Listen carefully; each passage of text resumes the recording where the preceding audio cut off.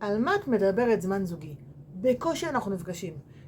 כיפים בבוקר, כשמפזרים את הילדים, חוזרים, מתארגנים, עד שאנחנו בכלל, אולי אחרי ההרדמות אנחנו נפגשים, שנינו גמורים סחוטים, בכלל למי יש כוח לדבר או לעשות משהו, מגוללים בטלפון ונרדמים.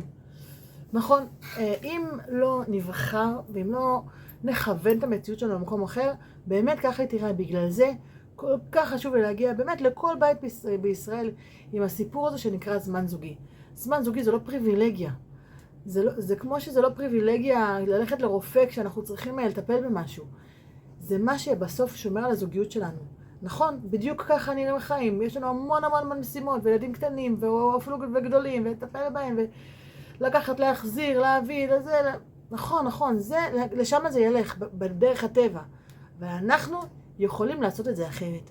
אנחנו יכולים לעגן בלוז זמן, וסביבו הכל הולך להתארגן. אם זה דורש בייביסיטר, אם זה דורש יום שאנחנו נעייף את הילדים בבוקר, אם זה דורש שאנחנו ננוח בצהריים, ובכלל בייביסיטר יבוא בצהריים, ואנחנו ננוח כדי שיהיה לנו בכלל כוח לערב.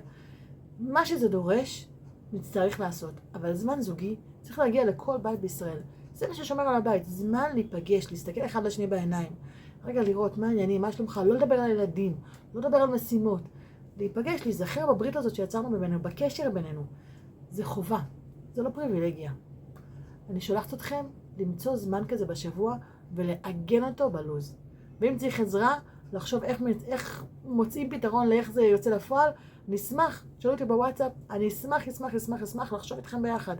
כי זמן זוגי צריך להגיע לכל בית בישראל.